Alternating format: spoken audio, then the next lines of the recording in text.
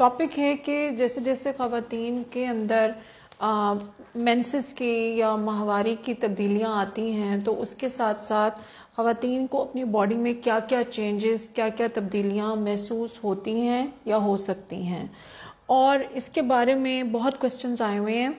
Menstrual cycle जो हैं जब शुरू होते हैं औरतों के, जब हमारी औरतों की माहवारी शुरू होती है तो लड़कियों की अक्सर कंप्लेंट मदर्स लेके आती हैं कि जी अभी जो पीरियड्स हैं वो रेगुलर नहीं हो रहे, बच्चियां जो हैं वो बहुत ज़्यादा शिकार हैं कि कभी स्पॉटिंग, कभी तेज़ ब्लीडिंग, कभी एकदम से पीरियड्स रुक जाते हैं। तो डॉक्टर साहब इसमें आइडियल सिचुएशन क्या है? तो इसमें आपको पहली बात ये समझने की ज़रूरत है कि जब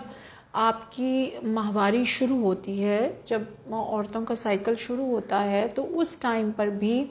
ख़वातीन के अंदर जो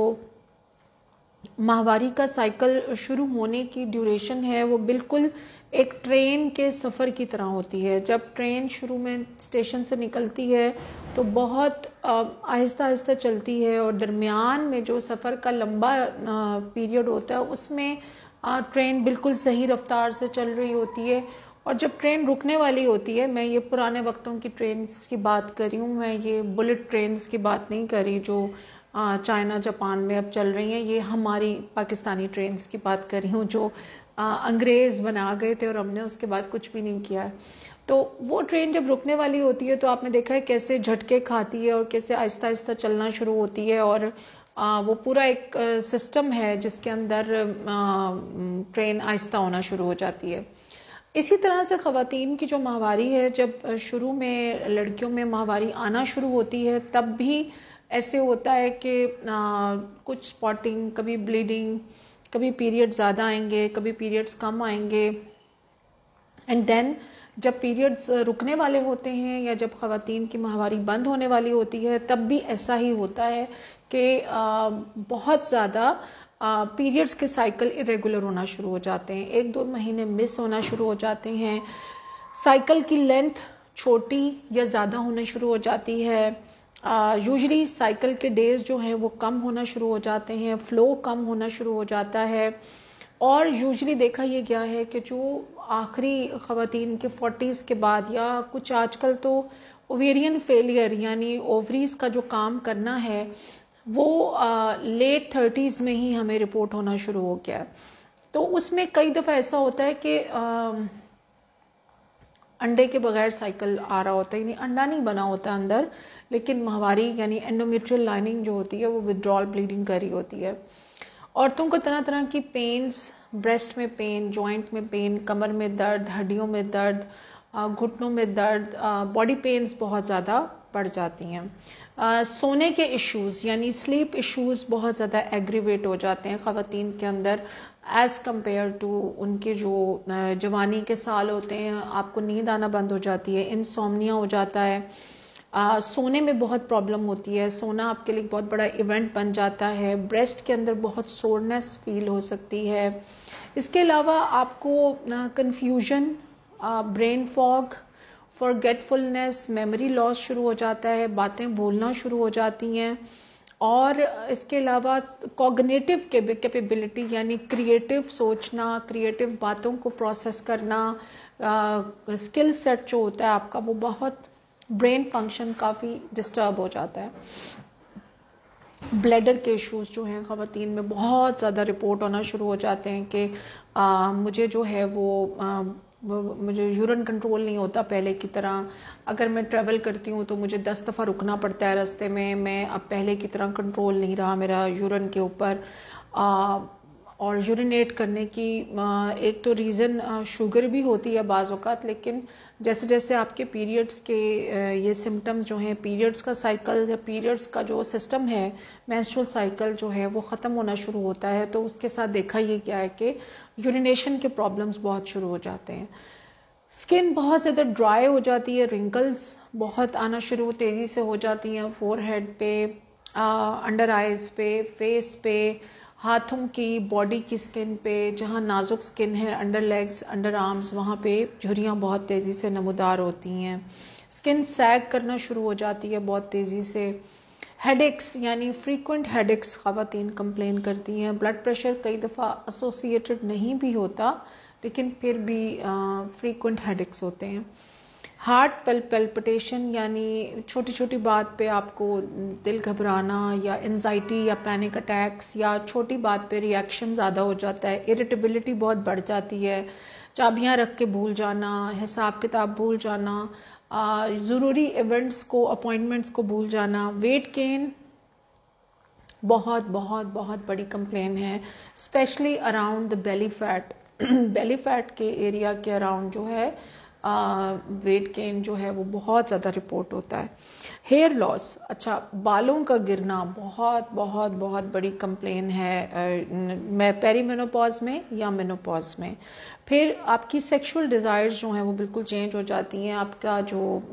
सेक्सुअल इंटीमेसी को दिल नहीं करता, लिबिडो के लॉस की वजह से आपका अट्रैक्शन फैक्टर बहुत कम हो जाता है, आपका inclination, mental inclination toward any sexual activity or literature or any kind of topic like that is reduced very much. फिर आपको कंसंट्रेट करने में, फोकस करने में काफ़ी इशू होता है, कोई क्रिएटिव काम करने में बहुत इशू फील होता है।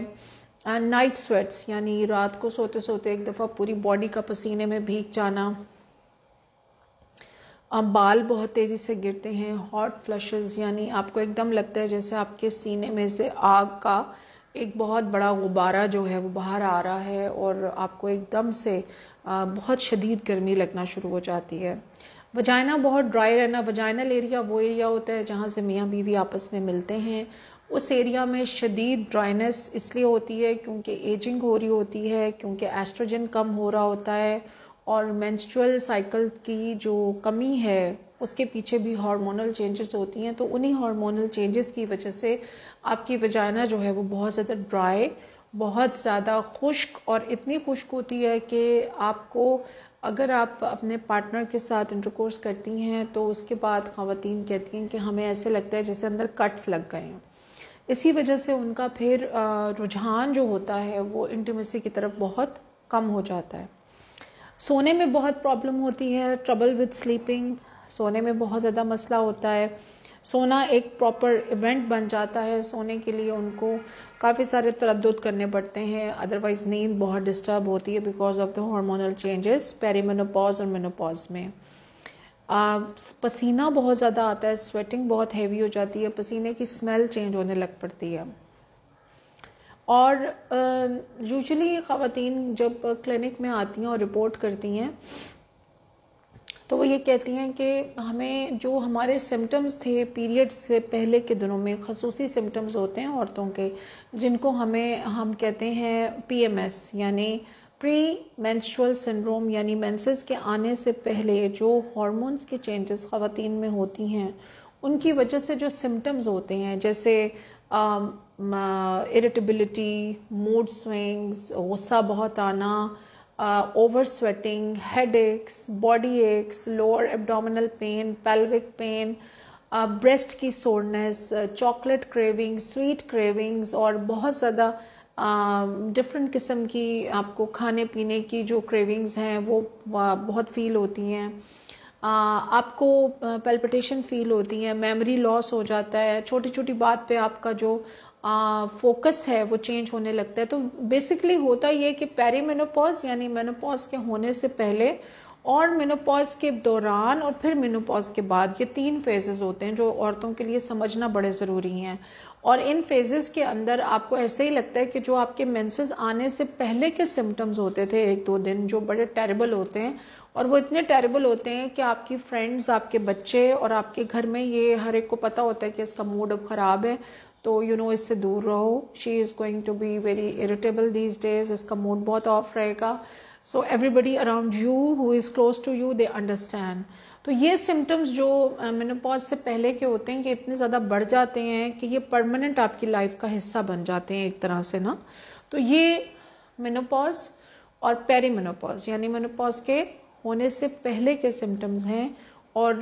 जब ये सिम्टम्स आपके बढ़ने लगें तो आपको डॉक्टर से रब्ता करना चाहिए, बिकॉज़ ये आपके साइंस ऑफ एजिंग हैं। और अगर आप इनको स्लो कर लें एजिंग को, तो आप अपनी क्वालिटी ऑफ लाइफ को इन्हांस कर सकती हैं। और देयर आर प्रॉपर मेडिकेशंस जो आपको इन सिम्टम्स से